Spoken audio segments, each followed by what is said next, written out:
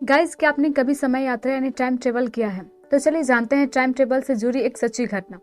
दरअसल जून 1951 की रात करीब 11:15 बजे न्यूयॉर्क के टाइम स्क्वायर पर अचानक एक शख्स लोगों को दिखाई दिया, जिसने बेहद पुराने जमाने के कपड़े पहने थे। उनको देखकर ऐसा लग रहा था जैसे वो इस समय के हैं ही नहीं। वो अचानक इस जगह पर कैसे आए, किसी को समझ नहीं आया। वो शख्स खुद भी काफी हैरान दिखाई दिए। उनके हाव भाव भी यही बता रहे थे कि वो यहाँ का नजारा देखकर काफी हैरान थे। वो टाइम स्क्वायर पर चल रही गाड़ियों और वहां की चमकती लाइटों को बेहद आश्चर्य से देख रहे थे। मेट्रो के एक रिपोर्ट के मुताबिक जैसे ही वो शख्स सड़क के किनारे आने के लिए बीच रोड से चलने लगे, तभी एक तेज रफ्तार कार ने उन्हें टक्कर मार दी, जहां उनकी मौत हो गई। जब उस शख्स की तलाशी ली गई तब उनके पास हैरान कर देने वाली चीजें बरामद हुई, जैसे 5 सेंट का एक बियर टोकन, घोड़ा गाड़ी की सफाई करने का एक बिल, जिस पर पता लिखा था लाइब्रेरी स्टेबल लेक्सिंगटन एवेन्यू। 1951 के किसी भी एड्रेस बुक में ये पता मौजूद नहीं था। साथ ही साथ उनके पास $70 की करेंसी के पुराने नोट और पुराने सिक्के भी मिले। इसके अलावा एक बिजनेस कार्ड भी मिला, जिसके ऊपर नाम लिखा था डॉक्टर रुडोल्फ फेंस सीनियर। उस पर एड्रेस लिखा था 5th एवेन्यू, न्यूयॉर्क।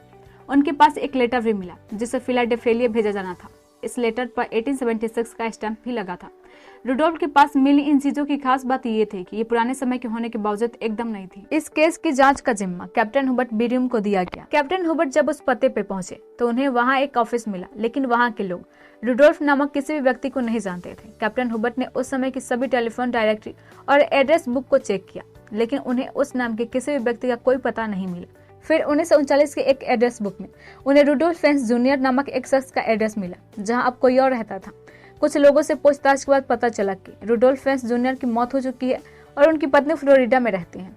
जब कैप्टन हुबर्ट फ्लोरिडा के उस एड्रेस पर पहुंचे तो वहां रुडोल्फ फेंस जूनियर की पत्नी ने कहा कि रुडोल्फ फेंस सीनियर उनके ससुर थे, जो कि साल 1876 में लापता हो गए थे।